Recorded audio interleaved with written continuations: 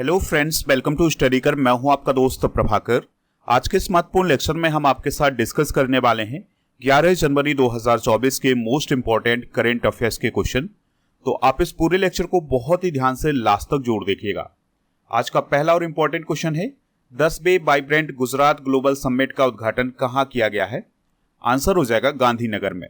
तो गुजरात की कैपिटल गांधीनगर में अभी हाल ही में 10वें वाइब्रेंट गुजरात ग्लोबल समिट का उद्घाटन किया गया है। चलिए अब ऑप्शन डिस्कस करते हैं। तो अहमदाबाद में वैश्विक मत्स्य पालन सम्मेलन भारत 2023 का आयोजन किया गया है। सूरत में 12वां दिव्य कला मेला 2023 आयोजित किया गया है और द्वारका में भारत के पहले पनडुब्बी पर्यटन की शुरुआत होने जा रही है। चलिए अब इस क्वेश्चन का डिस्कशन करते हैं। तो वाइब्रेंट गुजरात ग्लोबल समिट का उद्घाटन किसने किया है? प्राइम मिनिस्टर नरेंद्र मोदी जी ने। दोस्तों, इस समिट का आयोजन कब से कब तक किया जाएगा? तो 10 से 14 जनवरी 2024 तक किया जाएगा।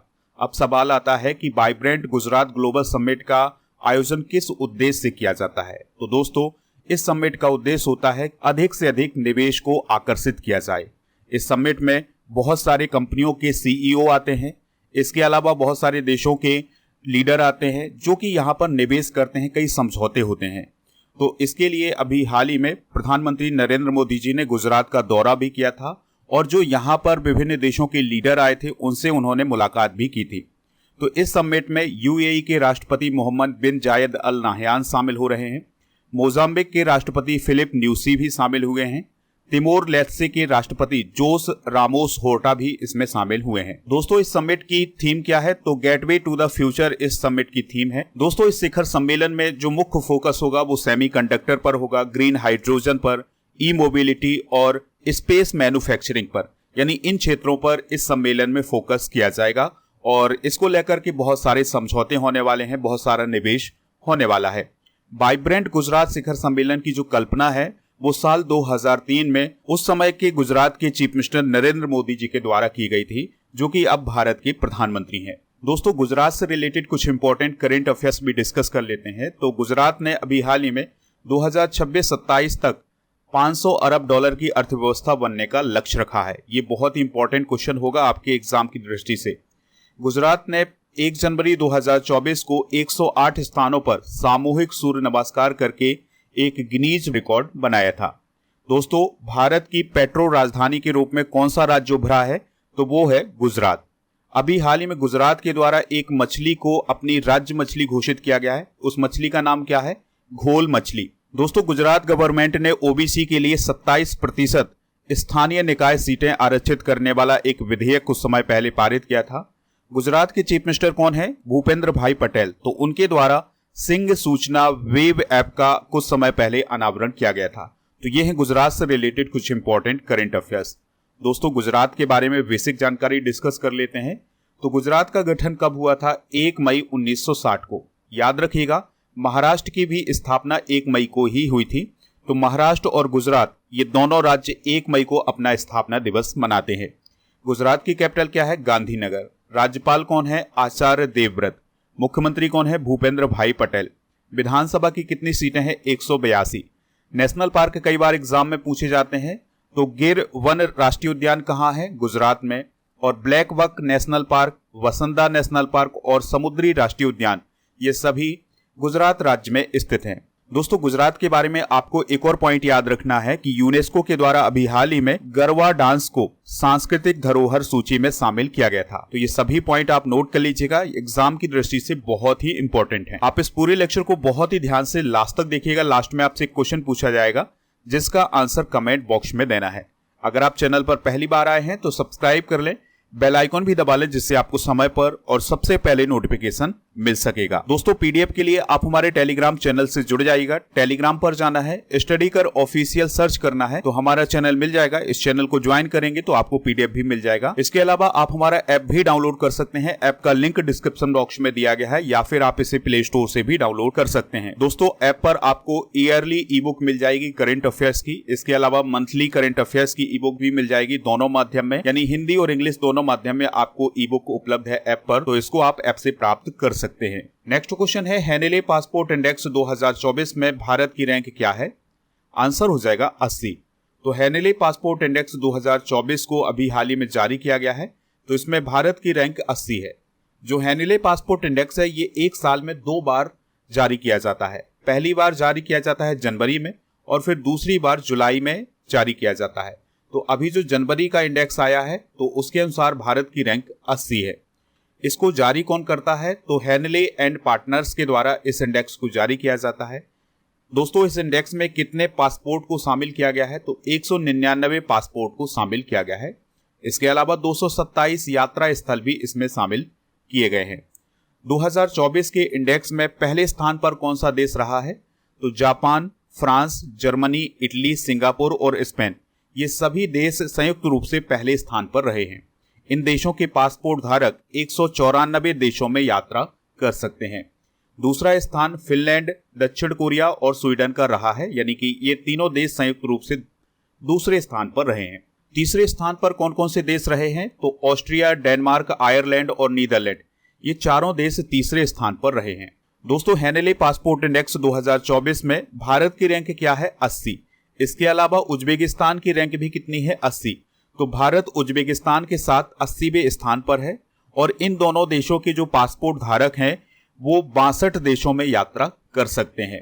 इस इंडेक्स में दुनिया का सबसे कमजोर पासपोर्ट अफगानिस्तान का बताया गया है। अफगानिस्तान का स्थान कौन सा है?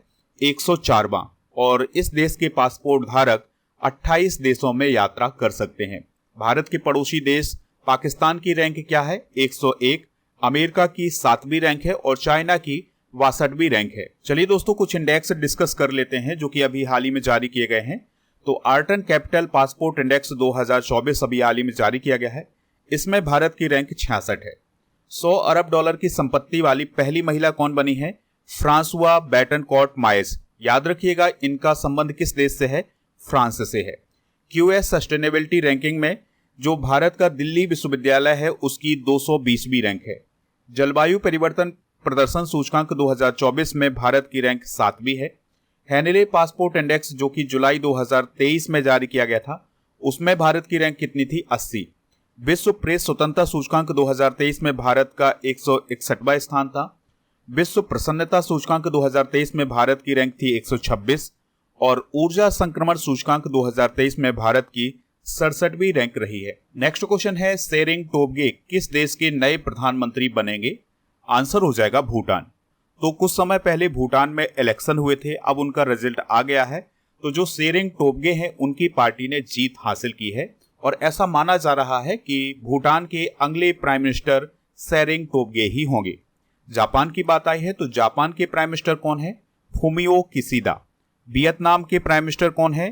फाम मिन चिन। और इंडोनेशिया के राष्ट्रपति कौन है? Joko Widodo. दोस्तों जो त्शेरिंग टोब्गे हैं उनकी पार्टी का नाम क्या है? People's Democratic Party. तो उसने नेशनल असेंबली की 47 सीटों में से 30 सीटों पर जीत हासिल कर ली है और जो विपक्षी पार्टी थी उसको केवल 17 सीटें प्राप्त हुई हैं। इस प्रकार से त्शेरिंग टोब्गे अब नए प्रधानमंत्री बनने जा रहे हैं भूटान के। त्शेरिंग टोब्गे इससे पहले 2013 से 2018 तक भूटान के प्रधानमंत्री रहे हैं। भूटान की बात कर लेते हैं तो भूटान भारत का पड़ोसी देश है। कैपिटल है इसकी थिम्पू। यहाँ के राजा कौन है? तो जिग्मे खेसर नामग्याल वांगचुक यहाँ के राजा हैं। यहाँ पर 2 प्रकार की करेंसी चलती है, नगुल-ट्रम और भारतीय रुपया। दोस्तों भूटान ने अभी हाल ही में रूबेला को सफलतापूर्वक समाप्त किया है। इसके अलावा भूटान सभी आवारा कुत्तों की नसबंदी करने वाला दुनिया का पहला देश बना है। भूटान की लोकेशन आप ये देख सकते हैं। अगर आपसे क्वेश्चन पूछा जाए कि वह कौन कौन से राज्य हैं जिनकी सीमा भूटान से लगती है, तो पहला राज्य है सिक्किम, दूसरा है पश्चिम बंगाल, तीसरा राज्य है असम और चौथा राज्य है अरुणाचल प्रदेश।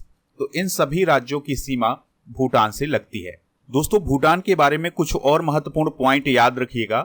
भूटान दुनिया का एकमात्र कार्बन न्यूट्रल देश है, यानी कि यह देश जितनी कार्बन डाइऑक्साइड का उत्पादन करता है उससे अधिक कार्बन डाइऑक्साइड का उपभोग करता है। यानी कि यहाँ पर जंगल बहुत अधिक हैं, पेड़ पौधे अधिक हैं, इसलिए इस कार्बन डाइऑक्साइड को अधिक मात्रा में एब्सॉर्ब किया जाता है। भूटान में कोई भी ट्रैफिक लाइट नहीं है, ये पॉइंट भी आप याद रख सकते हैं। दोस्तों भूटान ने सबसे पहले 1999 में प्लास्टिक पर प्रतिबंध लगाया था। भूटान का राष्ट्रीय खेल क्या है? तीरंदाजी। भूटान के द्वारा 2019 में समलैंगिकता को अपराध की श्रेणी से हटा दिया गया था। नेक्स्ट क्वेश्चन है, रक्षा मंत्रालय में अतिरिक्त सचिव और महानिदेशक कौन बने हैं? आंसर हो जाएगा समीर कुमार सिन्हा। तो समीर कुमार सिन्हा रक्षा मंत्रालय में अतिरिक्त सचिव और महानिदेशक बने हैं। अब आपको कमेंट बॉक्स में बताना है कि वर्तमान में रक्षा मंत्री कौन है भारत के।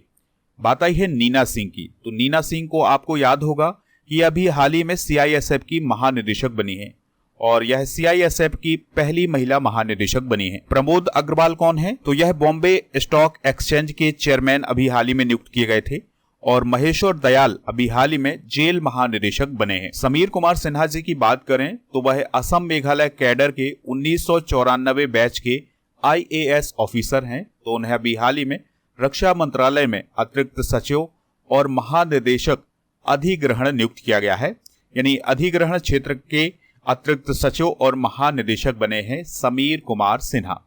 हाल ही में की गई कुछ महत्वपूर्ण नियुक्तियां डिस्कस कर लेते हैं। तो विकासशील एशियाई विकास बैंक के कार्यकारी निदेशक बने हैं। इसके अलावा संजय कुलश्रेष्ठ हुडको के अध्यक्ष और MD बने हैं।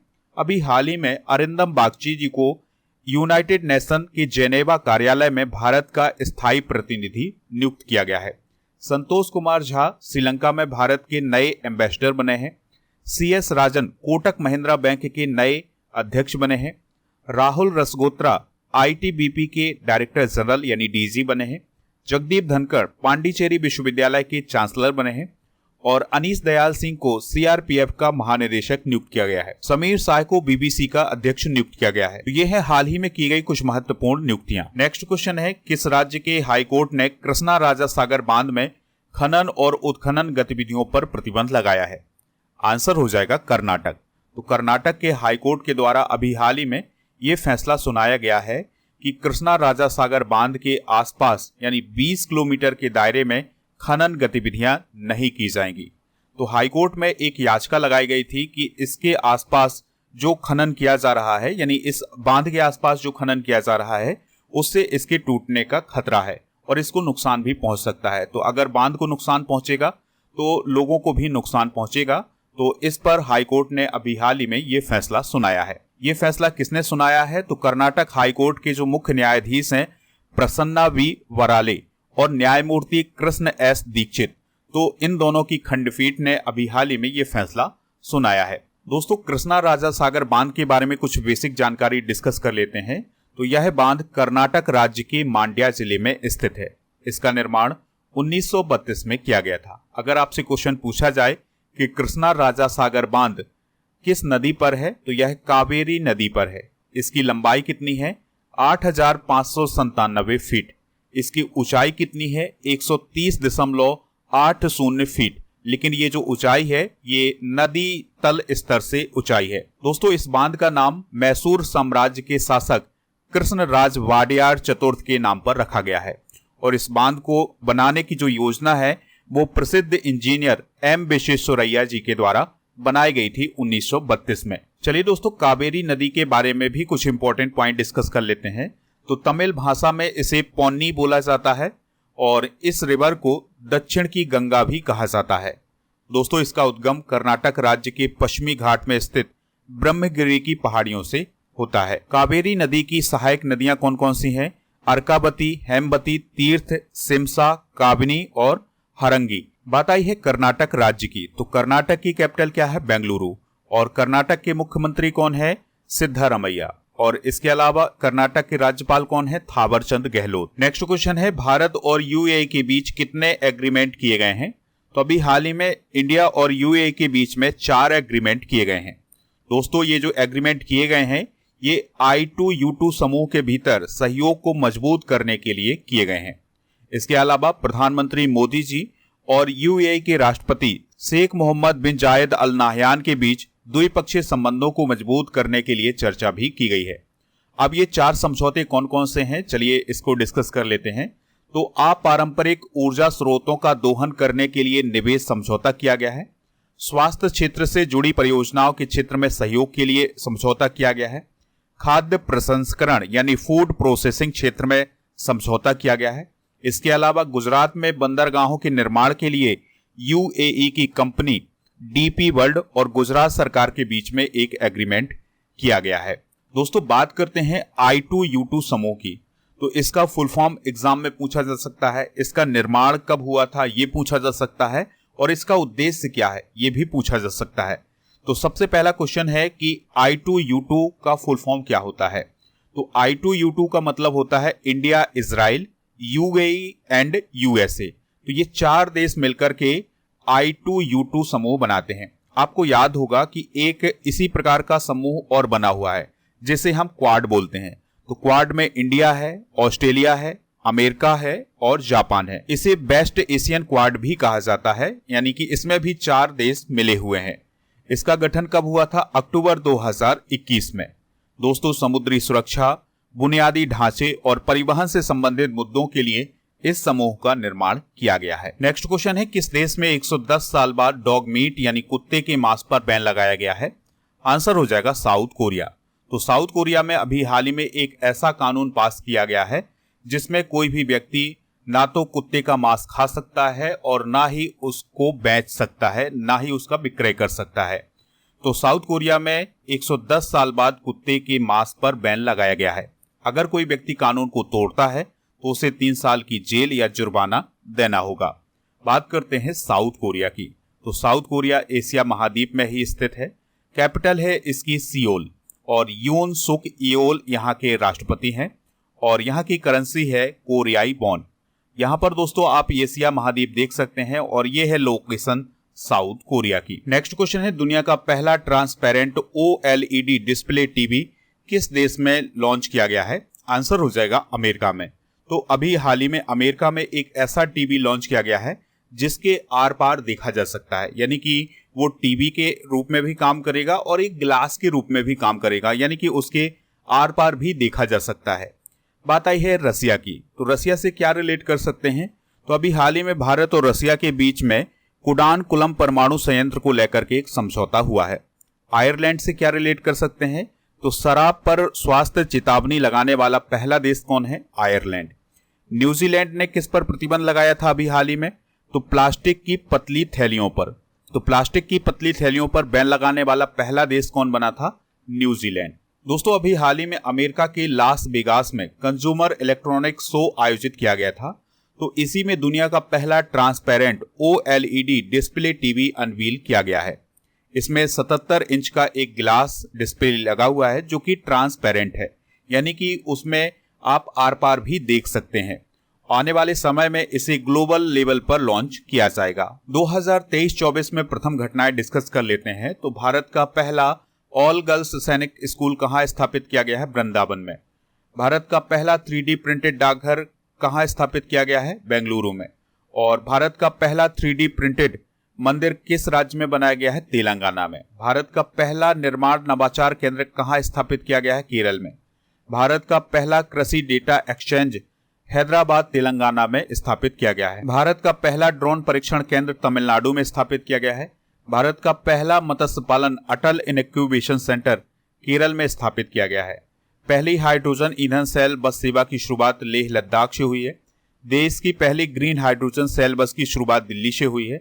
और ट्रांसजेंडरों के लिए समर्पित भारत की पहली OPD की शुरुआत दिल्ली से हुई है। नेक्स्ट क्वेश्चन है, 27वें राष्ट्रीय युवा महोत्सव का आयोजन किस शहर में किया जाएगा? आंसर हो जाएगा नासिक में। तो दोस्तों महाराष्ट्र के नासिक में 27वां राष्ट्रीय युवा महोत्सव आयोजित किया जाएगा। बात करते हैं लेह की। तो लेह में हेमेसेचू महोत्सव 2023 आयोजित किया गया है। भुवनेश्वर में पहला जनजातीय खेल महोत्सव 2023 आयोजित किया गया है। और हरियाणा के फरीदाबाद में 9वां भारतीय अंतर्राष्ट्रीय विज्ञान महोत्सव आयोजित किया जाएगा, यानी इसका भी आयोजन नहीं हुआ है, आने वाले समय में इसका आयोजन किया जाएगा। तो प्रधानमंत्री नरेंद्र मोदी जी 12 जनवरी को महाराष्ट्र के नासिक में 27वें राष्ट्रीय युवा महोत्सव का उद्घाटन करेंगे। आप सभी को याद होगा कि राष्ट्रीय युवा दिवस कब मनाया जाता है? 12 जनवरी को। और 12 जनवरी को स्वामी विवेकानंद जी की जयंती भी मनाई जाती है। कुछ प्रमुख महोत्सव डिस्कस कर लेते हैं, जैसे एंथोरियम महोत्सव 2023 मिजोरम में मनाया गया है। हॉर्नबिल फेस्टिवल नागालैंड में। गाई जात्रा उत्सव नेपाल में। बंगस वैली फेस्टिवल जम्मू कश्मीर में। नुआखाई त्योहार ओडिशा में। नदी उत्सव दिल्ली में। चिखल कालो उत्सव गोवा में। चाचिन चराई महोत्सव अरुणाचल प्रदेश में। आज का अंतिम क्वेश्चन है, आईआईटी मद्रास का नया कैंपस किस देश में शुरू किया जाएगा? तो नया कैंपस श्रीलंका में शुरू किया जाएगा। देखिए, कुछ समय पहले आईआईटी मद्रास के द्वारा ये कहा गया था कि तंजानिया में उसका एक कैंपस खोला जाएगा, तो तंजानिया में तो कैंपस खोला जाएगा। इसके अलावा श्रीलंका के कैंडी में भी आईआईटी मद्रास के द्वारा कैंपस खोला जाएगा। श्रीलंका की बात आई है तो श्रीलंका की कैपिटल है कोलंबो और श्री जयवर्धने पुराकोट्टी। राष्ट्रपति हैं रानिल विक्रमसिंघे, प्राइम मिनिस्टर हैं दिनेश गुणवर्धने, करेंसी है श्रीलंकाई रुपया। तो ये पॉइंट भी आप नोट कर सकते हैं। चलिए अब कल के करंट अफेयर्स को एक बार रिवाइज करते हैं, फिर जनरल नॉलेज के पिटारे को डिस्कस करेंगे। लास्ट में पूछेंगे आपसे एक क्वेश्चन जिसका आंसर कमेंट बॉक्स में देना है। तो कल का पहला क्वेश्चन था, गैब्रियल अटल किस देश के प्रधानमंत्री बने हैं? फ्रांस। यूनेस्को की वर्ल्ड हेरिटेज कमेटी के 46वें सेशन की अध्यक्षता और मेजबानी कौन सा देश करेगा? भारत। राशिद खान का निधन हो गया है, वह कौन थे? तो वह एक शास्त्रीय गायक थे। लोकसभा के कितने सांसदों को संसद रत्न पुरस्कार से सम्मानित किया गया है? 5। अंतर्देशीय जलमार्ग विकास परिषद की पहली बैठक कहां आयोजित की गई है? कोलकाता में। अंतर्राष्ट्रीय पर्पल उत्सव 2024 का आयोजन किस राज्य में किया गया है? गोवा में। पुस्तक 4 स्टार ऑफ डेस्टिनी को किसने लिखा है? जनरल मनोज मुकुंद नरवाने ने। किस देश ने लक्षद्वीप में अलवणीकरण कार्यक्रम शुरू किया है? इजराइल। विश्व हिंदी दिवस कब मनाया जाता है? 10 जनवरी को। किस राज्य में योग्यश्री योजना शुरू की गई है? पश्चिम बंगाल में। आज के जनरल नॉलेज के पिटारे में हम समाचार पत्र और उनके प्रकाशन स्थल को डिस्कस करेंगे, यानी कि कौन सा समाचार पत्र किस स्थान से प्रकाशित होता है। तो द टाइम्स प्रकाशित होता है लंदन से, डेली मिरर लंदन से, ली फिगारो पेरिस से और इजबेत्सिया मास्को से, डॉन कराची से, द आइलैंड कोलंबो से, ईस्टर्न सन सिंगापुर से और अल अहरम काहिरा से प्रकाशित किया जाता है। कल के करंट अफेयर्स में आपसे क्वेश्चन पूछा गया था कि भारत में जितने भी केंद्र शासित प्रदेश हैं उन सभी में सबसे छोटा केंद्र शासित प्रदेश कौन है? तो आंसर है इसका लक्षद्वीप। तो लगभग सभी लोगों ने इसका आंसर लक्षद्वीप बताया हुआ है। इसी प्रकार से आपसे जो क्वेश्चन पूछा जाए उसका आंसर आप कमेंट बॉक्स में जरूर दीजिएगा। आज का क्वेश्चन है, गिर वन राष्ट्रीय उद्यान किस राज्य में है? जो भी इसका राइट आंसर हो कमेंट बॉक्स में जरूर बताएं, हमें इंतजार रहेगा आपके आंसर का।